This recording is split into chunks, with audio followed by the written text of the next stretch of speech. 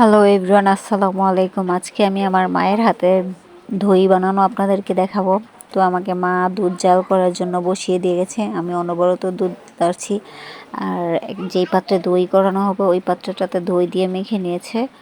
আর আমার মা দুধ জাল করা শেষ হওয়ার পর দুধগুলা উপর থেকে ডালতেছে, যাতে দইয়ের পাত্রে একটু ফেনা ফেনা ওঠে, তাহলে নাকি দই সুন্দর হয়। তো দেখেন কীরকম উপর থেকে দুধগুলা ঢালতেছে, আর দুধগুলার মধ্যে কী রকম ফেনা তৈরি হচ্ছে। এরকম যত ফেনা তৈরি হয় তত নাকি দই সুন্দর হয়, এটা আমার মা বলছে। আমি কখনো অবশ্য দই বানাইনি, এখন মার কাছ থেকে শিখছি, নেক্সট টাইম আবার বানাবো।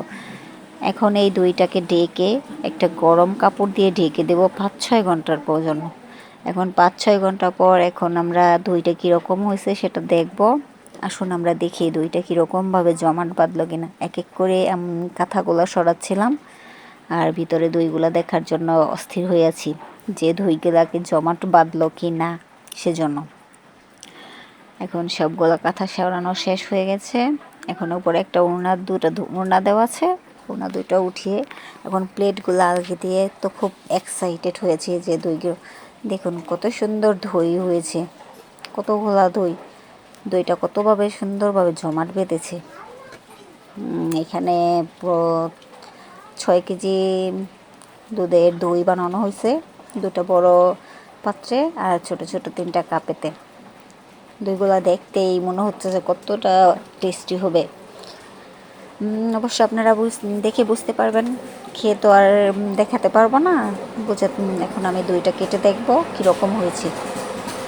তো চলুন দেখি দইটা কীরকম হলো। আমি তো ভয়ে ভয়ে চামিচ দিয়ে কাটতেছিলাম, যেন মনে হইতেছিল দইটাই মনে হয় আমার ব্যথা পাইবে, এরকমভাবে কাটতেছিলাম, প্রথমবার তো তাই জন্য। দেখুন দইটা কি সুন্দর জমাট বেঁধেছে। সত্যি মায়ের হাতে দই অতুলনীয়। আমার মা আমাদের ছোটোবেলা থেকে দই করে খাওয়াচ্ছে। এবার অনেক দিন পর আমার মায়ের হাতের দই খাইতেছি। দইটা অনেক সুন্দর হয়েছে এবং অনেক সুস্বাদুও হয়েছে। দেখুন আপনারা সবাই। এখন দইটা টেস্ট করে দেখার পালা। আমি আয়ানকে দিচ্ছি, আয়ান খাও, দেখো কীরকম হয়েছে। আয়ান তো অনেক খুশি হচ্ছে সামনে দইটা পেয়ে। দেখুন কতটা খুশি হয়েছে এবং খেয়েও খুব মজা পেয়েছে। কতটা খুশি হয়েছে, মুখের ভঙ্গিমাটা কীরকম করছে দেখুন একটু সবাই। ওর এক্সাইটমেন্ট দেখে আমিও অনেক খুশি হয়েছি। দেখুন কিভাবে খাচ্ছে।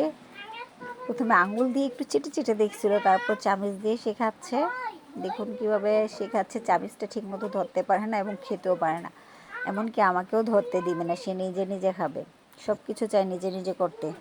আর আমার বড় ছেলে তো চামচটা চেটে পুটে খেয়ে শেষ করে ফেলছে। তার নাকি এত স্বাদ হয়েছে, তার নাকি খেতে এত ভালো লাগছে যে চামচটাকেও ছাড় দেয় না, চামচটা চেটে পুটে খাচ্ছে।